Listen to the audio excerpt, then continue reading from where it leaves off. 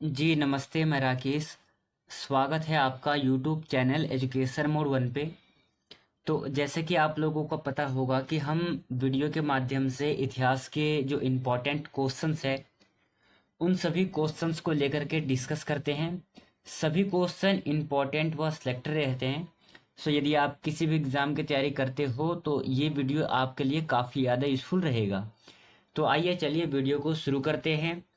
Video को शुरू करने से पहले जैसे कि मैं हर एक वीडियो में बताता हूँ कि वीडियो के अंदर जितने भी क्वेश्चंस होंगे उन सभी क्वेश्चंस में से आपने कितने क्वेश्चन को सही किया है, इसका जवाब आप हमें कमेंट सेशन में देंगे कि आप लोगों ने कितने क्वेश्चंस को सही किया है।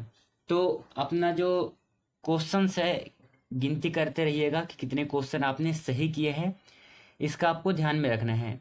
तो चलिए आज के इस वीडियो को शुरू करते हैं पहले नंबर क्वेश्चन से।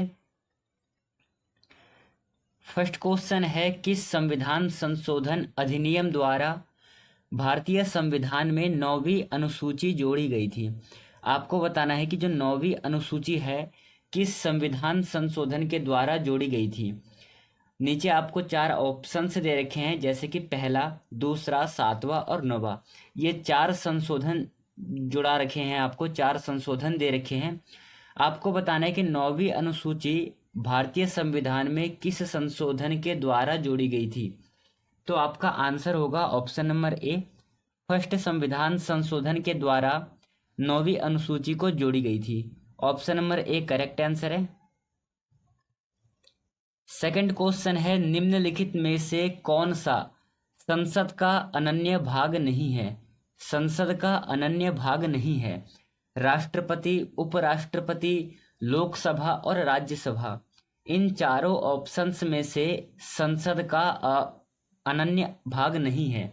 तो क्या हो जाएगा सही आंसर इस वाले क्वेश्चन का? आंसर होगा आपका option number B correct answer हो जाएगा। उपराष्ट्रपति जो है ये संसद का भाग नहीं है। राष्ट्रपति, लोकसभा और राज्यसभा ये तीन संसद के अंग है, ये भी आपको ध्यान रखने हैं। आपसे पूछा गया कि संसद के कितने अंग हैं। तीन अंग थे, राष्ट्रपति, लोकसभा और राज्यसभा। पर यहाँ क्वेश्चन में पूछा गया कि नहीं है, तो नहीं का उत्तर ऑप्शन नंबर बी करेक्ट हो जाएगा। चलिए तीसरा क्वेश्चन देखेंगे। अगला क्वेश्चन है, भारतीय संसद के कितने अंग है। अभी मैंने बताया कि भारतीय संसद के कुल 3 अंग है, तो option number B right answer है। चलिए चौथा क्वेश्चन देखेंगे। नेक्स्ट क्वेश्चन है, भारत के संविधान में मौलिक अधिकार डैश किसका हिस्सा था, यह बताना है। क्या मौलिक अधिकार किस रूप में था। मूल संविधान का हिस्सा था मौलिक अधिकार, या फिर चौथे संशोधन द्वारा जोड़ा गया था, संसद द्वारा 1952 में जोड़ा गया था, या फिर 42वें संविधान संशोधन द्वारा इसे जोड़ा गया था। तो इसका आंसर होगा यह मूल संविधान का हिस्सा था। आपका ऑप्शन नंबर ए करेक्ट हो जाएगा। जो संविधान में मौलिक अधिकार है ये मूल संविधान का हिस्सा था। ऑप्शन नंबर ए सही आंसर है। नेक्स्ट क्वेश्चन है, आंध्र प्रदेश एक भाषाई राज्य के रूप में गठित किया गया। आंध्र प्रदेश किसमें गठित किया गया, भाषाई राज्य के रूप में। तो यह किस सन में किया गया था ये बताना है आपको। तो बताइए भाषाई के आधार पर, भाषा के आधार पर जो पहला राज्य बना था आंध्र प्रदेश, ये किस सन में बना था। 1950 में, 1953 में, 1956 में, या फिर 1961 में। तो इसका आंसर हो जाएगा 1953 में। भाषा के आधार पर बनने वाला पहला राज्य आंध्र प्रदेश था। Option number B right answer है। चलिए अगला क्वेश्चन, भारत के उपराष्ट्रपति का चुनाव किया जाता है। किसके द्वारा भारत के उपराष्ट्रपति का चुनाव किया जाता है। नीचे आपको चार ऑप्शंस दे रखे हैं, जैसे कि संसदों के सदस्यों के द्वारा, राज्यसभा के सदस्यों के द्वारा, संसद के निर्वाचित सदस्यों के द्वारा और संसद और राज्य विधानसभाओं के सदस्यों के द्वारा। आपसे क्वेश्चन में पूछा गया है कि भारत के उपराष्ट्रपति का चुनाव किया जाता है, तो किसके द्वारा किया जाता है भारत के उपराष्ट्रपति का चुनाव। करेक्ट आंसर है आपका ऑप्शन नंबर ए, संसद के सदस्यों द्वारा उपराष्ट्रपति का चुनाव किया जाता है। चलिए अगला क्वेश्चन देखेंगे, सातवां क्वेश्चन करते हैं। सातवां क्वेश्चन है, भारत के उपराष्ट्रपति के पद पर लगातार 2 बार कौन रहा था। आपसे क्वेश्चन में पूछा गया है कि भारत के उपराष्ट्रपति का जो पद है, इस पद पर लगातार 2 बार कौन रहा है।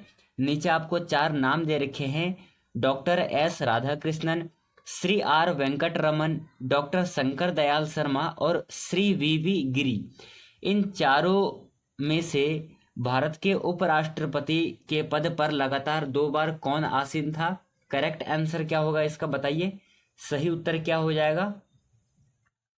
आंसर है आपका option number A, doctor S Radhakrishnan. साथियों, डॉक्टर सर्वपल्ली राधाकृष्णन भारत के उपराष्ट्रपति पद पर लगातार 2 वर्ष पर रहने वाले व्यक्ति हैं।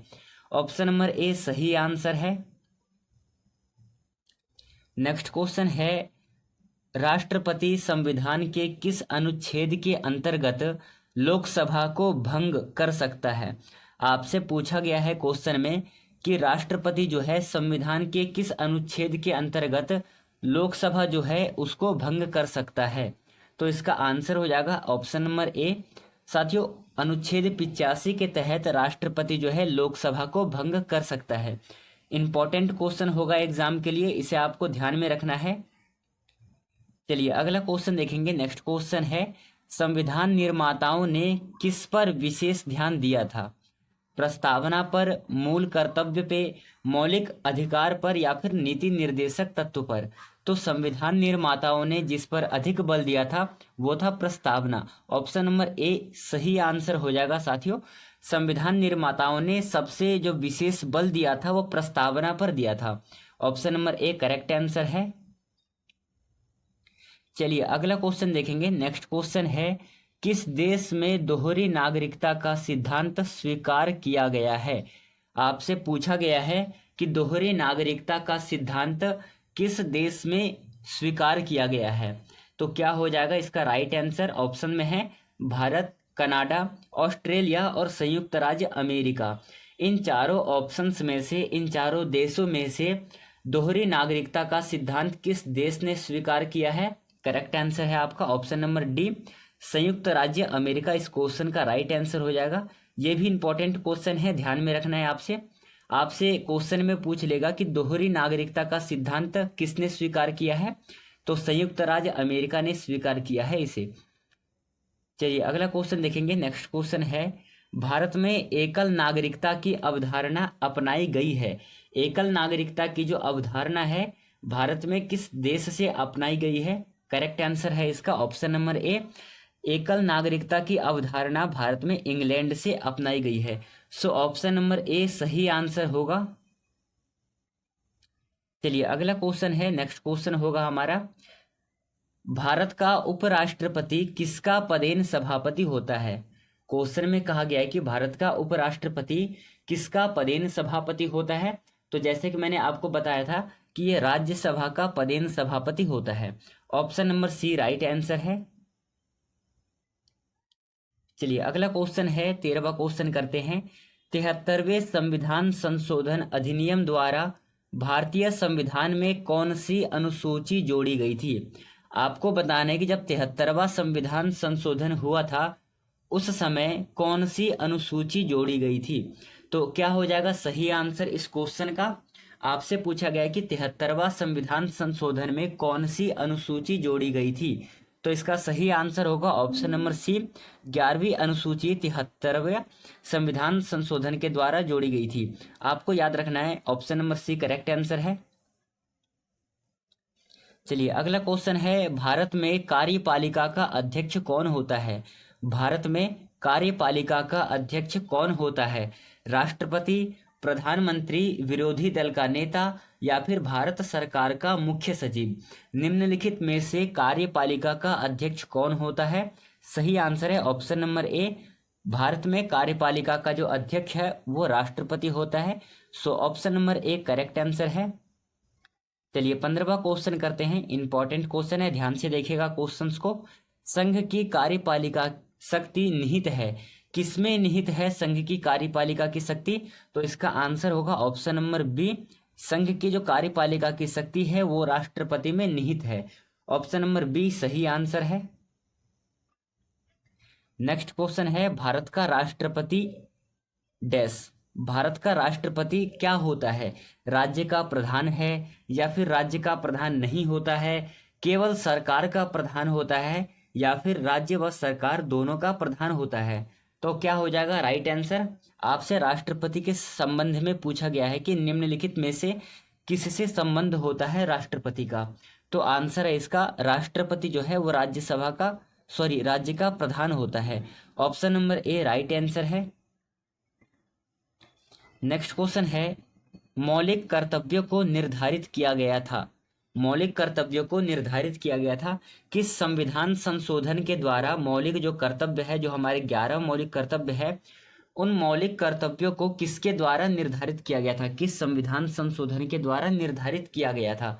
तो आंसर होगा ऑप्शन नंबर सी, 42वें संविधान संशोधन के द्वारा जो है मौलिक कर्तव्यों को निर्धारित किया गया था। चलिए अगला क्वेश्चन देखेंगे। 18वां क्वेश्चन है, भारतीय संघ में किसी राज्य को सम्मिलित करने का अधिकार किसे है? मतलब कि भारतीय जो संघ है उसमें एक राज्य दूसरे राज्य को अपने राज्य में सम्मिलित कर सकता है, इसका अधिकार किसके पास है? करेक्ट आंसर होगा, इसका अधिकार जो है संसद के पास है। Option number C right answer है। नेक्स्ट क्वेश्चन है, संसद के किसी भी सदन के 2 सत्रों के बीच में अंतराल किससे अधिक नहीं होना चाहिए? मतलब कि 2 सत्रों के बीच में कितना अंतराल होना चाहिए? तो अंतराल होना चाहिए टोल 6 महीने का अंतराल होना चाहिए संसद के 2 सत्रों के बीच में। सो इम्पोर्टेंट क्वेश्चन है, ध्यान में रखिएगा इस क्वेश्चन को आप। चलिए आज का अगला और अंतिम क्वेश्चन करते हैं। जैसे कि मैंने आपको बताया था कि जब भी मैं अंतिम वाला क्वेश्चन को करवाऊंगा या फिर वीडियो के एंड में आपने कितने क्वेश्चंस को सही किया है, इसका जवाब आप हमें कमेंट सेशन में देंगे। तो बताइए आप लोगों ने इन 20 क्वेश्चंस में से कितने क्वेश्चन को सही किया है, इसका जवाब आप हमें कमेंट सेशन में पिन कर देंगे। और अगला किस टॉपिक से संबंधित आपको वीडियो चाहिए आप हमें यह भी कमेंट कर सकते हैं। तो चलिए अगला क्वेश्चन देखते हैं, राज्यसभा किसके द्वारा भंग की जा सकती है? मोस्ट इंपॉर्टेंट क्वेश्चन है, राज्यसभा किसके द्वारा भंग की जा सकती है? नीचे आपको 4 ऑप्शंस दे रखे हैं, जैसे कि राष्ट्रपति के द्वारा, प्रधानमंत्री के द्वारा, मंत्री परिषद के द्वारा, या फिर उपर्युक्त में किसी के द्वारा नहीं। तो क्या हो जाएगा सही आंसर इस क्वेश्चन का? राज्यसभा किसके द्वारा भंग की जा सकती है? तो करेक्ट आंसर होगा ऑप्शन नंबर डी, राज्यसभा जो है किसी के द्वारा भंग नहीं की जा सकती है। ये बातें आपको विशेष तौर पे याद रखनी है। लोकसभा भंग की जा सकती है परंतु राज्यसभा किसी के द्वारा भंग नहीं की जा सकती है। तो option number D correct answer है। तो साथियों ये वीडियो कैसा लगा आप हमें कमेंट सेक्शन में बताएंगे, और अगला किस टॉपिक से संबंधित आपको वीडियो चाहिए आप हमें यह भी कमेंट सेक्शन में कमेंट कर सकते हैं। तो चलिए आज की इस वीडियो को हम यहीं पे समाप्त करते हैं, मिलेंगे अगले वीडियो में। तब तक के लिए धन्यवाद। जय हिंद साथियों।